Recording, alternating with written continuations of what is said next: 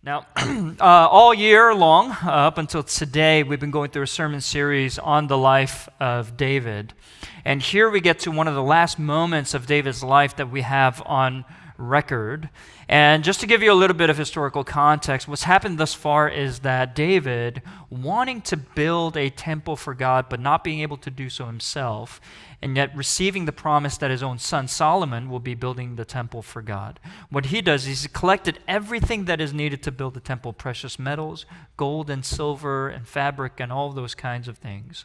And though he himself will not get to build this temple, he does, by God's grace, get the opportunity to commemorate this moment with a speech and a prayer of praise, if you will, unto God. Now, you might have noticed as the passage was being read to you, there's a phrase that is often repeated throughout the passage that really kind of grabbed my attention as I was preparing for this message. Is that all throughout the passage, he talks about how he and his people gave willingly. The words that are repeated go something like offer willingly, offering freely, and offering joyously. Now, all throughout the sermon series, we've been learning a ton together from the life of David and insights that we receive from his life. And today, as we get to the last sermon in the sermon series, what we learn from David's words and his prayer of praise unto God is how we are to approach generosity, how we give unto God. Now, there are tons of generosity studies that have come out over the years in different fields of study. And one of the things that all of them say is that this kind of impulse to be generous is hardwired into the very fabric of our biology as human beings. And therefore, it's safe to say that for us to be generous with our time, talent, and treasure is what it means for us to be human. It is a deeply humanizing act to generously give of what we have. And this is what we're seeing here today, is that there's this impulse in the heart of the people of God that decided to give generously for this temple building, but they do so with full agency, and they do this out of joy. And it's as if the entire people of God have gathered together and they saw this cause of God and said together in unison with great joy, they together said, I'm all in. As I was reflecting on this passage and all the times it talks about how joyfully these people gave, it led me to ask the question, like, what leads someone to give in this way? You know, I'm sure there are those of you that are sitting here that have amassed a great deal of wealth for yourself. And because of this impulse that you have, you're asking, like, how can I give of my wealth? And how can I part with my wealth in a way that is meaningful, that brings joy into my life and others? Others of you, you don't have much in the way of wealth, but you don't need me to tell you that you're probably thinking about giving even more than those who have a great deal of wealth. As studies show time and time again, year after year, that people that are poorer tend to be bigger givers than those who are wealthy. And you're thinking, I want to be able to give and contribute to something meaningful. But what do I do with this anxiety I have over how much money I have? And that's the kind of question that I want to ask, but ultimately I want us to be asking together, how can we unleash the power of our giving so that we can give to something that lasts, something that is meaningful? And so I want to tackle this question on through these three phrases that are uttered by King David in some of the last kind of utterances of his life. The first thing that he says is, yours, O Lord. Second, he asks, who am I? And lastly, he exclaims, you delight in uprightness. Yours, O Lord, who am I? And you delight in uprightness. So first, let's take a look at the words, yours, O Lord. Now, as David starts out, he starts out with words of praise. And his praise is specifically tied to God's infinite wealth. Look at what he says here, starting in verse 10. He says, "Blessed are you, O Lord." Why? He says, "Because all that is in the heavens and in the earth is yours." He says, "Yours is the kingdom." He says, "Riches and honor come from you. In your hand are power and might." Here, David is kind of painting a picture of the reality that we all swim in. And he says, the deeper you get into the heart of ultimate reality, what you will find, David is saying, is not scarcity, but abundance. He's saying, if you were to look around, he would say there's more than enough love, mercy, grace, truth, justice to go around.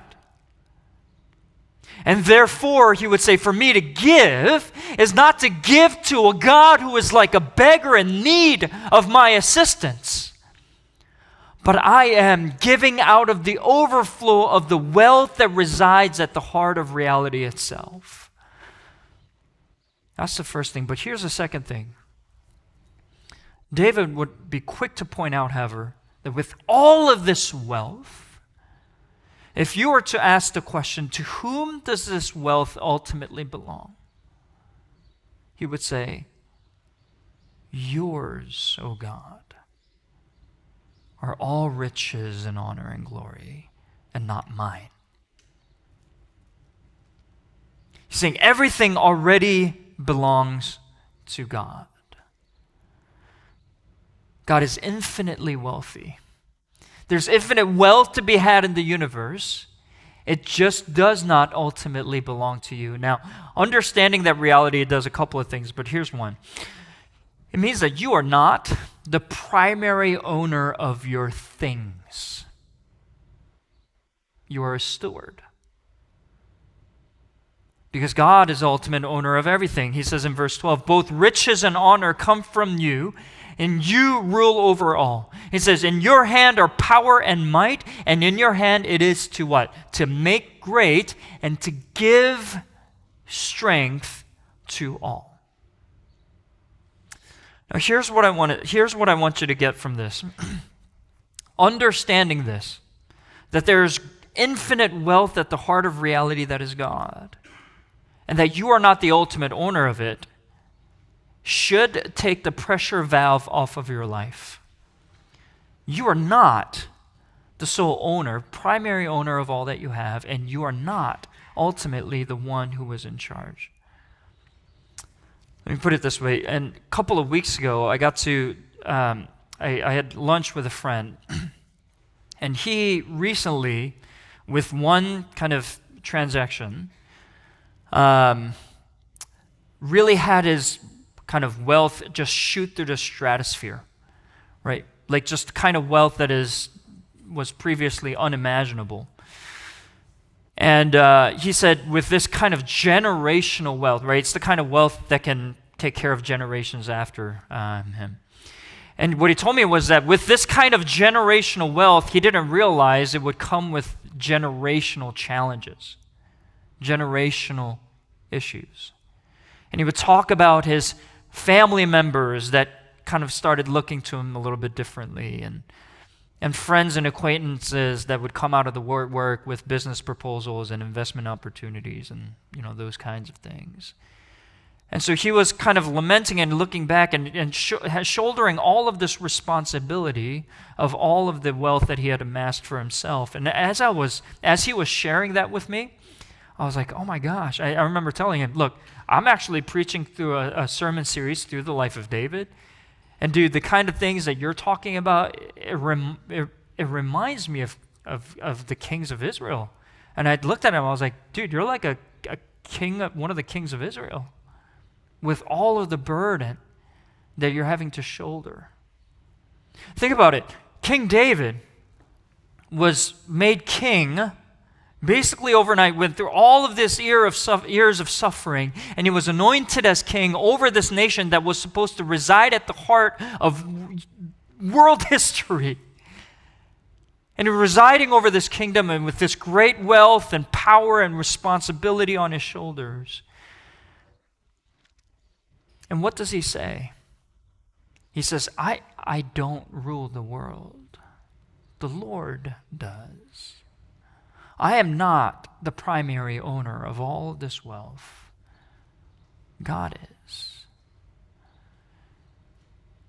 Friends, I don't really care how much wealth that you have at your disposal.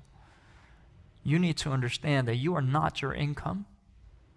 You are not your resume. And you do not rule the world. I want you to be freed from the anxiety of having to shoulder that burden for yourself. Some of you are saying, like, that kind of wealth, like, I can't even imagine. I'm just trying to, like, forget generations. I'm trying to take care of myself, put food on the table. And even if this is the case with you, you also can be released from the fear of not having enough. Why the passage tells us all riches and all honor come from him. That means that the God that you serve is beyond wealthy. He is rich beyond measure, and he rules over all, which means that God is in control of exactly what you have or do not have. And friends, I know it is easier said than done for me to say, trust in this God. Trust me, I've had to live this lesson myself, and I'm still learning it. But what this passage is telling us is this: all riches, all honor come from a God who gives to whom he pleased. And he is in control. And you can take the pressure valve off of yourself. Now, I understand that this is a hard lesson to learn. But this is something that you and I absolutely need to learn. And the lesson in a word is this: you need to learn to let go of your money if you want to experience its power as God uses it for his glory and for your joy. You're going to need to learn to let go.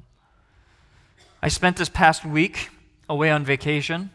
We were in Outer Banks. There's a nice little beach there, and there were tons of waves, and had a lot of fun. And I remember just kind of standing in the water, and I remember off in the distance, like the coolest sight, we're near the beach, people surfing.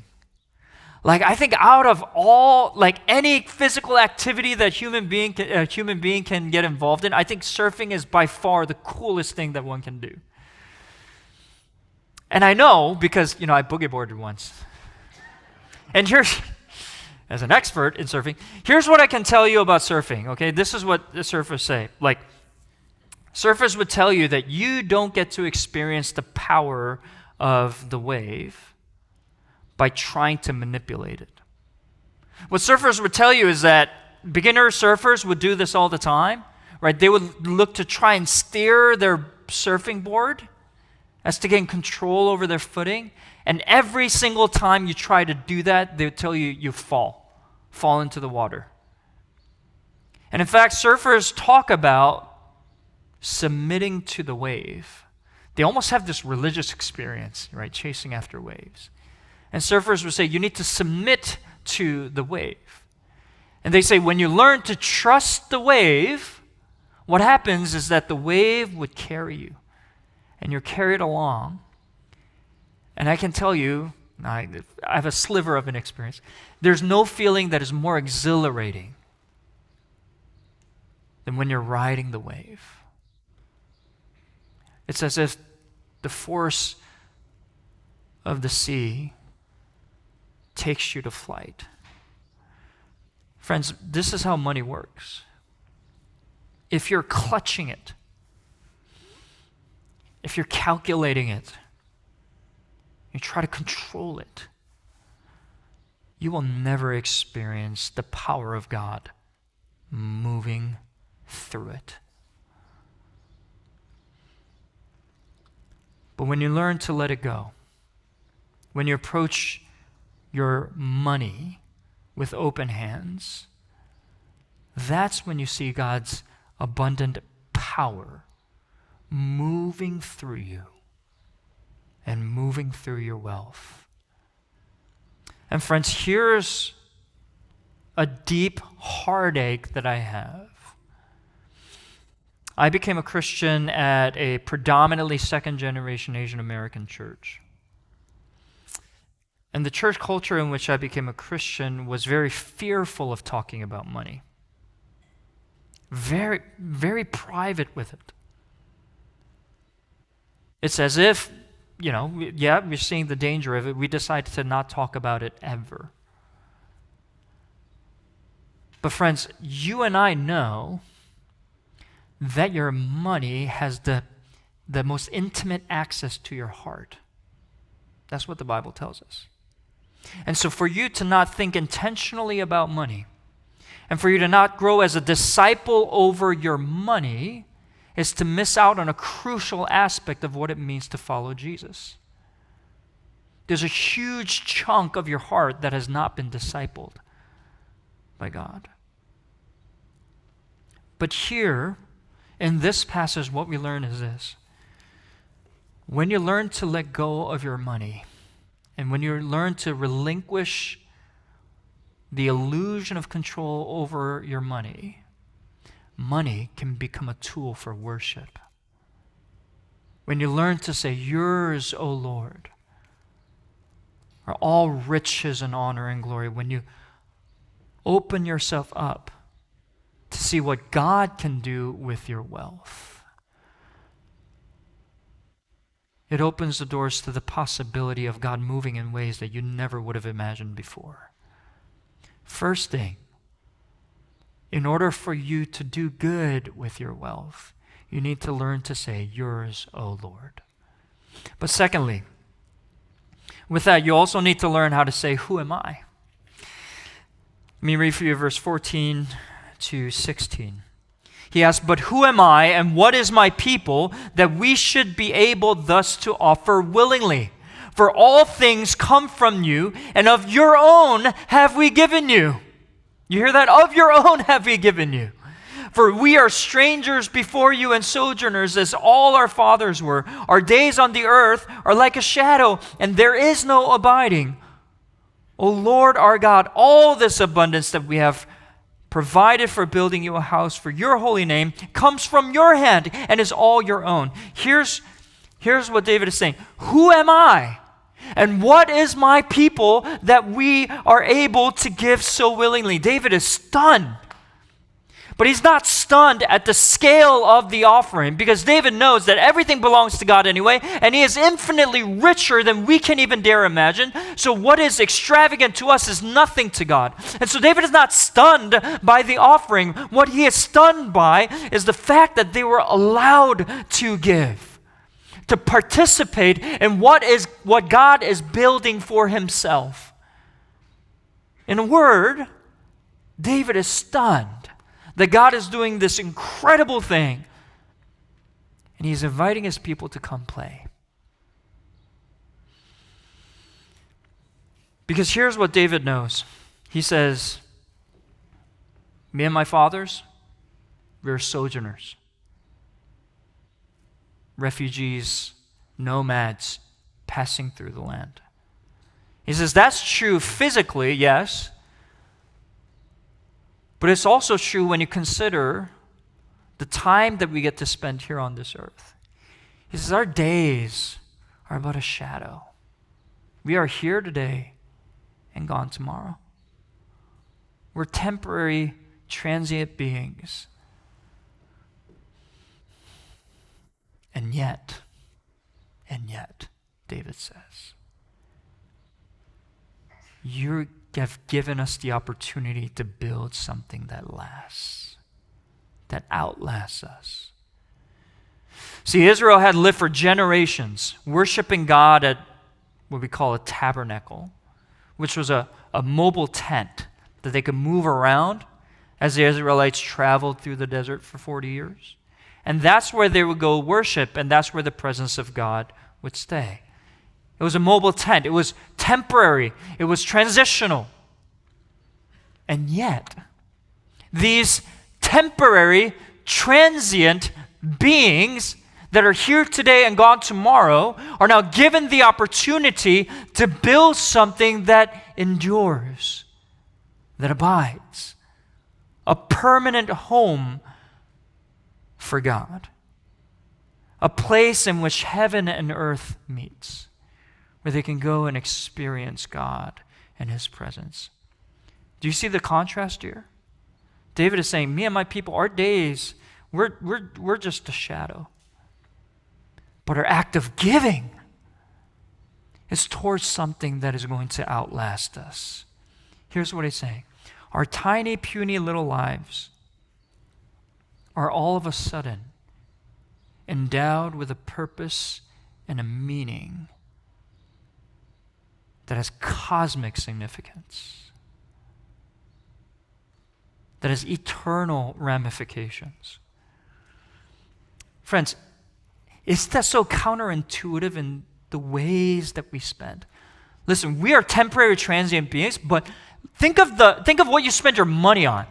As I think about what I spend my money on, 99.99% of my money goes towards things that are more temporary, more transient, less significant than me. But here, David is saying we get to give to something that is more significant than me, that is more abiding and enduring than me. We are able to give to something that is going to outlast me. And all of that is made possible through their giving. It was William James who once said, the great use of a life is to spend it for something that will outlast it.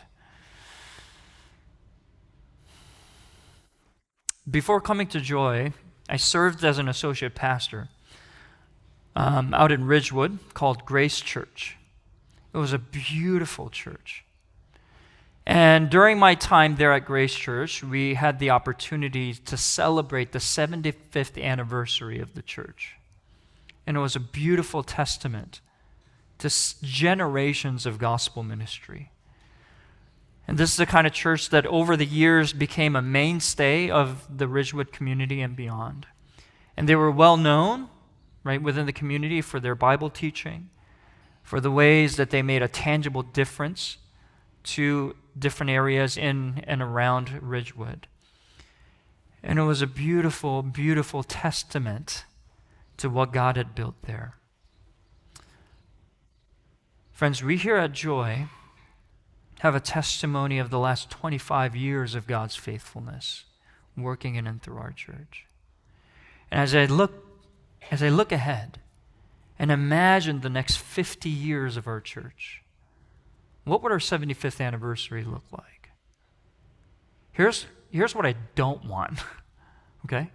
I don't want us to become a church that's just a Christian club.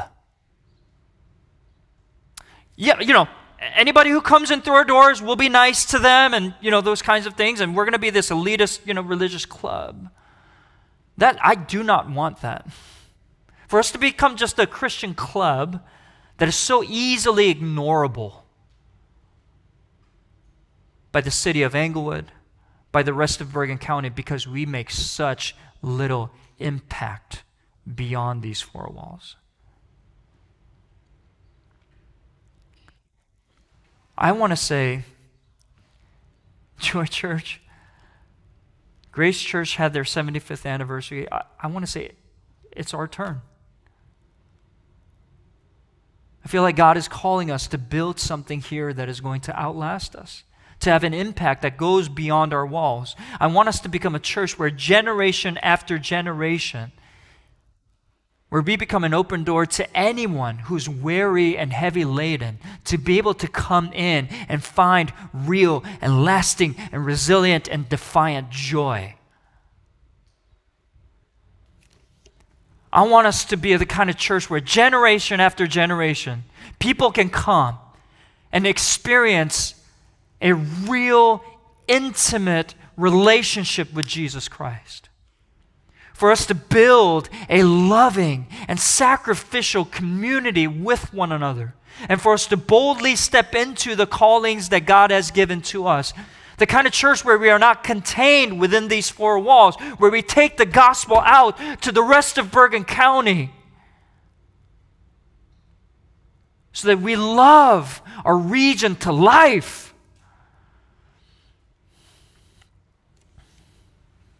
And friends, we have a very tangible opportunity to do just that. Friends, we've grown so much over the last 10 plus years or so in the space that God has already given to us. We give thanks to God for this space. We give thanks to God for all the work that God has done in and through us in this space. But the opportunity before us now is for us to build something for generations to come. I want every single one of you on your way out today to take a look at the model of the new building that we have and pray. And friends, at the end of the day, this is just a building.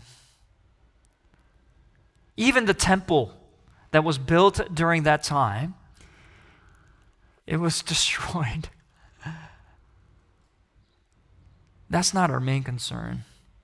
But as we build this building, guys, I want you to see and to experience what God can do through our giving.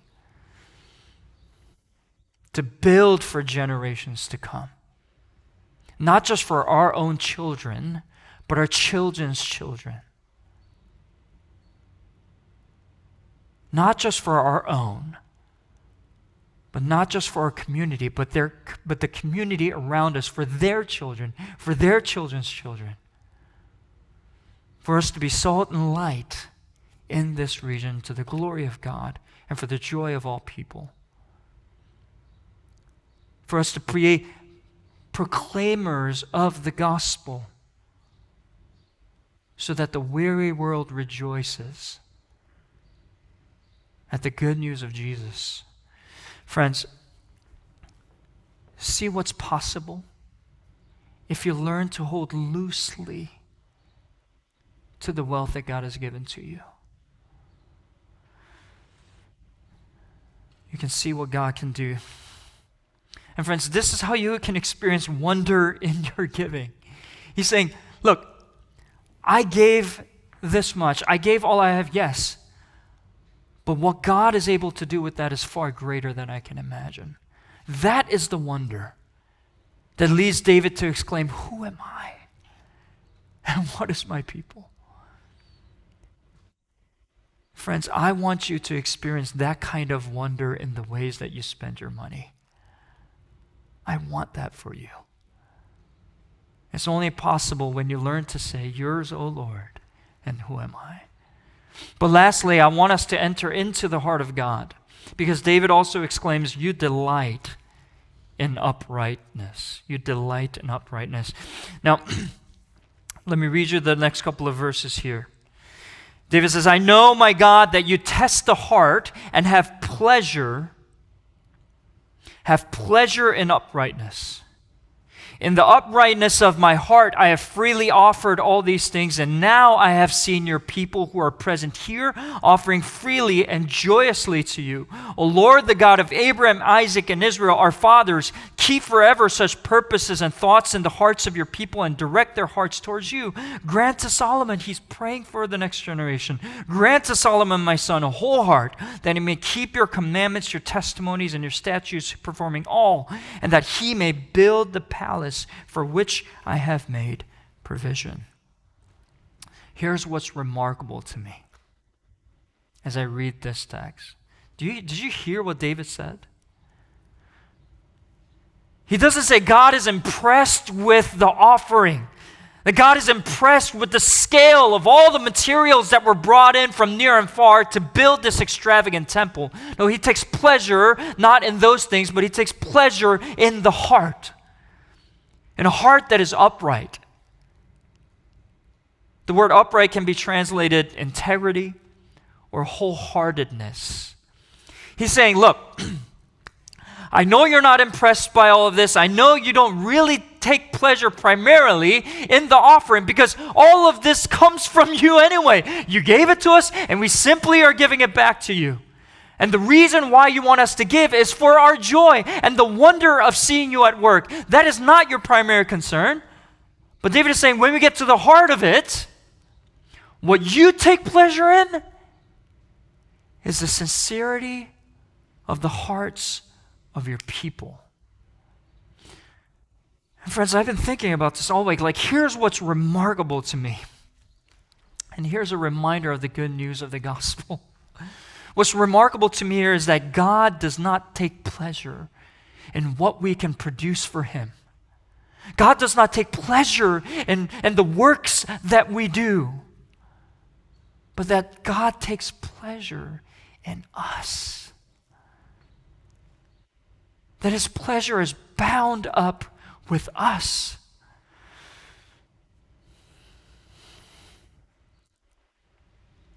His pleasure is found in Him receiving from us the kind of love that He has for us. Friends, such is God's love for you. It's not conditioned upon what you can give to Him, what you can produce for Him. All of that is God's gift to you.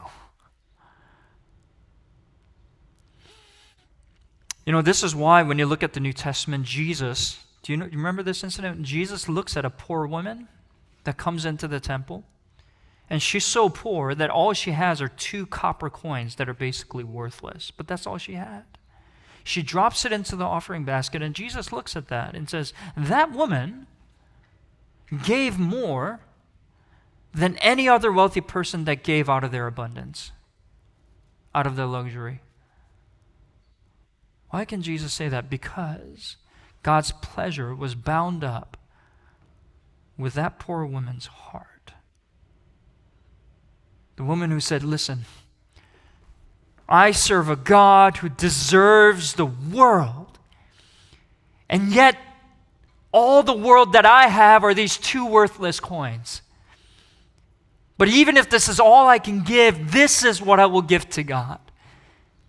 And Jesus says, I take greater pleasure in that woman's heart than any of the wealthy offerings that I got.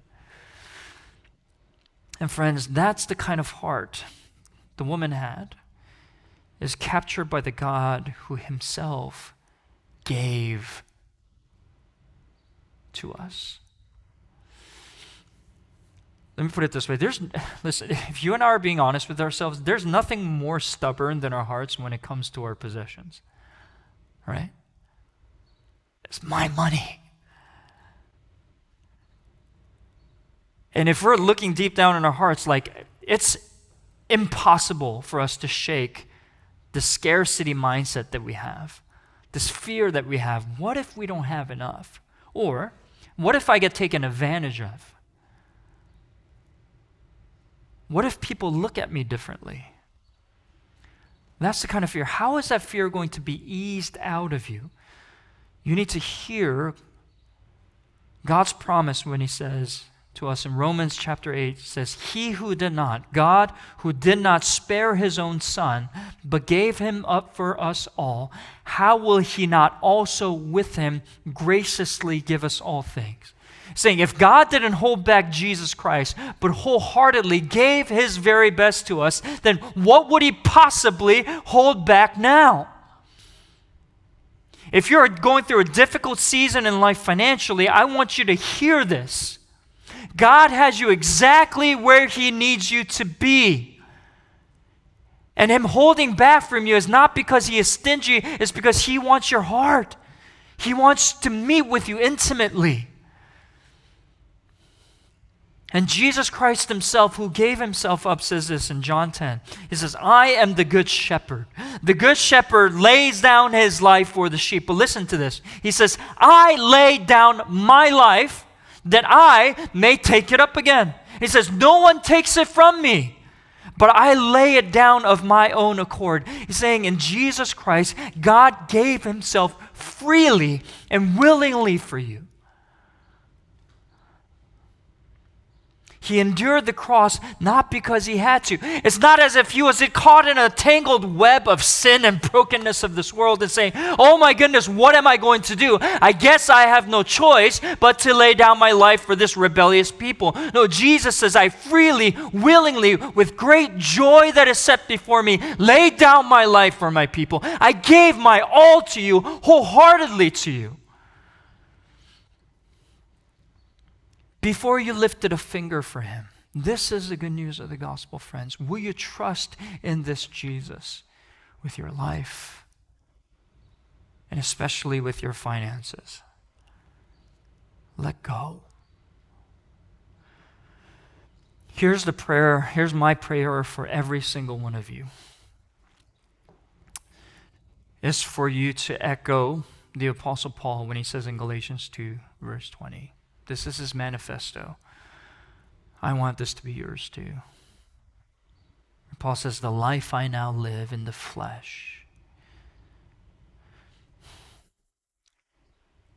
as long as I have breath in my lungs, he's saying, I live by faith in the Son of God, who loved me and gave himself for me. Friends, I want you to experience the pleasure of God upon you as he continues to give of himself to you. And as you receive from him, I want you to experience the wonder of seeing your offering back to him accomplish something that is far greater than what you could have imagined for yourself. I want your spending to touch eternity. You hear me when I say this? I want your spending to touch eternity. And I want you to experience the wonder of that. I want you to build a lasting legacy for God and his kingdom and for his people for generation after generation. And all of this starts by opening your heart to him as he gives himself to you. So would you receive him now? Let's pray.